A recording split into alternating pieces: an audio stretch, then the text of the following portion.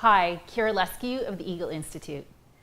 You want it so badly you can taste it, but paradoxically you can't concentrate because you're actually focused on the wrong thing. I'll tell you about this in about 6 minutes, so stay tuned. So organizations are facing one of the biggest challenges.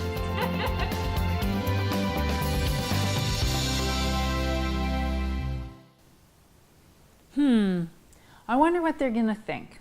Will they like this? I wonder what my customer is gonna think. I was talking the other morning to my trainer about his life. He's really dissatisfied with the results he was getting, and he was complaining to me, yes, this even follows me to the gym, about his lack of focus. He was going on and on about results. He's a very accomplished football player, having played varsity and tried out as a pro. So I asked him the following question. When did you play best? When you thought about winning the game or when you thought about playing the play right? He gave me a really funny look and he said, when I focused on the play? Exactly, I said. Whether it's football, some other sport, a hobby, a business meeting, writing an important report for a client, we always get the best results when we focus on the process while we're doing that thing and we don't think about the result. This is called being present in the moment or mindfulness in action. We absolutely have to initiate our actions from our visions, and I highly recommend that you picture your desired outcome before you start. But once you start, you need to let that outcome go and be in the present moment with the process. That's why it's a paradox. Although having a clear vision is absolutely vital, you actually have to let that vision go and give your full attention to the process of getting the thing that you want for the result you need. For example, early on in my last business, I really wanted to achieve a certain sales goal for financial reasons, but also because it would have been the highest sales month that our business had ever done, and that seemed like a lot of fun. Every day I'd start off the day checking the stats. Where were we? Are we on track? Were we gonna get this deal? Were we gonna close that sale? This example looks like I'm focusing on the goals, which I was, and that's the problem. It's the same as focusing on the result. We weren't getting where we want to. We're always just a bit behind on making that goal because I was actually focused on the wrong thing.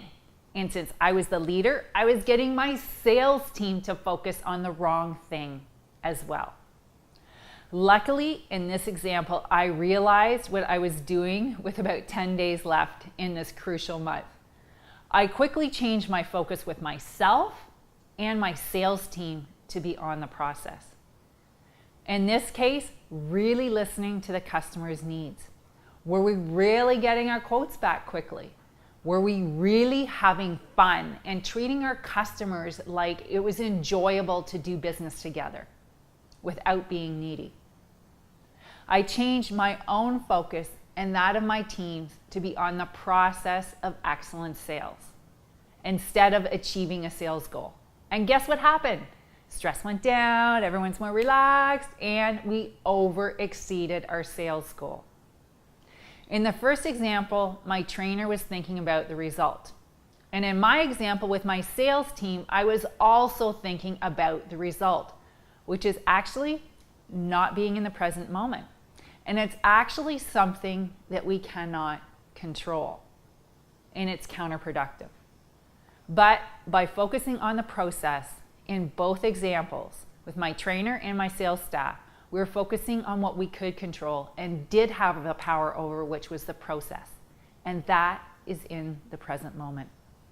And that is mindfulness in action. This can seem like a very subtle difference, but once you practice it, the difference becomes obvious and it really works. That's why once you have developed your capacity to focus and concentrate, you still have to have the skills to apply it correctly. If you want to learn more about applying mindfulness in action to improving your business and your life results, by applying specific processes. Check out our website at www.theeagleinstitute.com. The link is in the cards for this video, during the bloopers at the end, and in the notes below. And thank you so much for all your questions, your comments, your thumbs up, and your share.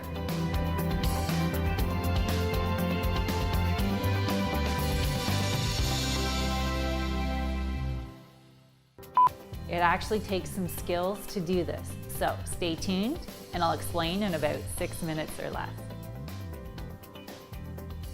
This takes kill.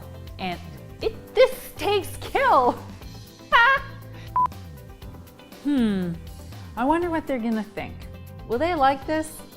Kill the skills. I wonder what my customer is gonna think. Oh, how can I get that sales staff to do what I want?